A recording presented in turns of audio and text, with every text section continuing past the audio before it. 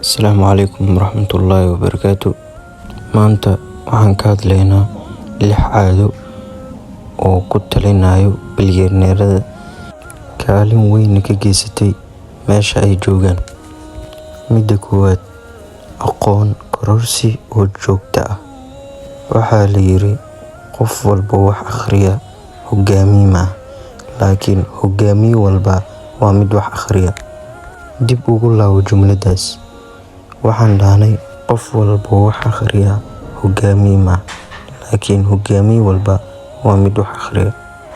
Ragga iyo dumarka ee ka soo bilaabay salka hoose waxay isku raaceen in akhrinta tijaabooyinka dadka kale iyo akhrinta dadka saameynta leh oo ay tahay waxa ugu wanaagsan ay sameeyeen noloshooda.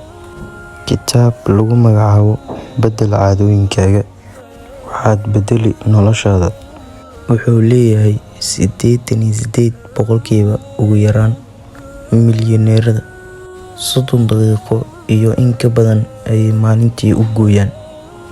Elon Musk, oo ah maskax caalamka baryahan weerarisay mashaariicdeeda darteed, ahna aasaasaha shirkadda Tesla, gawaarida ku socota korontada, iyo shirkadda SpaceX ee leh kantaalada cirka loo diro dibadna la soo celiyo.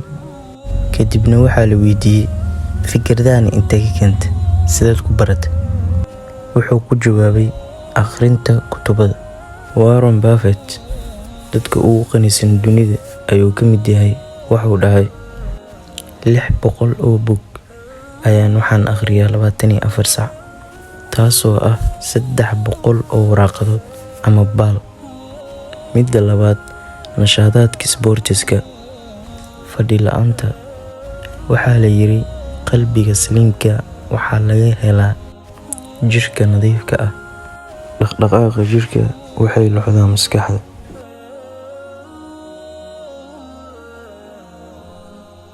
Waxaa jirta qaacido ah 20-80.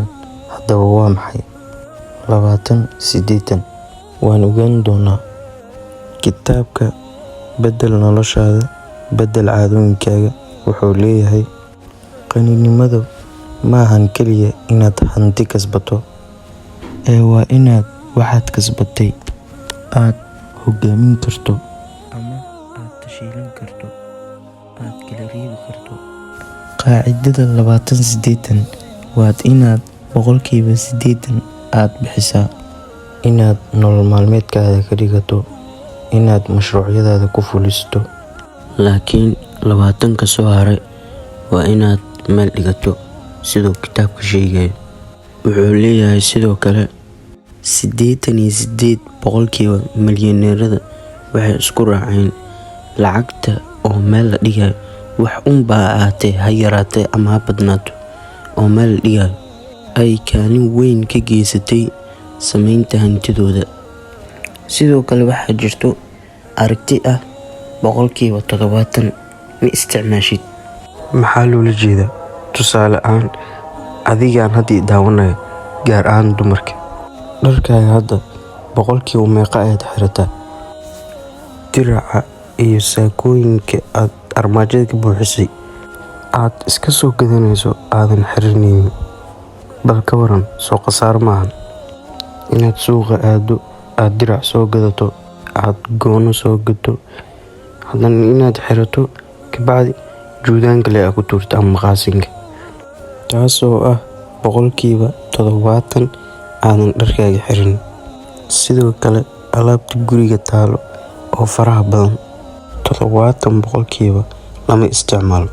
Dadka suuqa aastaan waxay iska soo gataan xateer dhalinyarada surwaaladaas badan, shaatiyada badan, kabaha aad iska soo gadanayso kadibna aadan xiranayn. Haddaad beeqaamin lahayd, meeshaas waxaa kaaga soo bixi lahayd lacag caddaan ah oo aad gacanta ku haysato maanta. Waxay kale ka digayaan qamaarka. Alxamdulillaah, anaga muslim ahaan qamaarka Allah subxaanahu wa tacaala ayaa naga xaaraantimiyey. Sidoo kale waxay leeyihiin ka fogow deyn inta aad ka fogaa karto. Deymaha waa waxa ugu xun ee dhabarka jibinaya. Haddii deyn lagugu leeyahay, waxay la mid tahay addoon la haysto, aadna silsilad ku xiran tahay. Marka u dambeyso aad iska bixiso shilin deyna ee u dambeeyay ee lagugu lahay, ayay xorriyaddaada kuu soo laabanaysaa. Midda kale ay ku talinayaan oo u dambeysa ah, ha iloowin dadka kale. Waxaan ognahay qiimaha sadaqada iyo garab istaaga dadka danta yar. Hadduu Ilaahay kuu waasiciyo, wax bixi fadlan.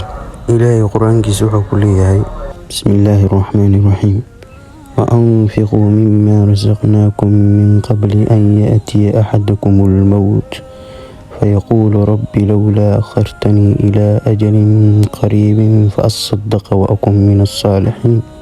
wuxuuna leeyahay bixiya waxaan idinku arsaaqay intaadan dhiman ka hor. Midka aan wax baxsanne oo maalinta qiyaamo dhihi doon, Ilaahu dib ii celi, aan sadaqayste aana ka mid noqday kuwa suuban. intaasaa jeclaystay inaan idin soo gudbiyo. Asalaamu calaykum waraxmatullah.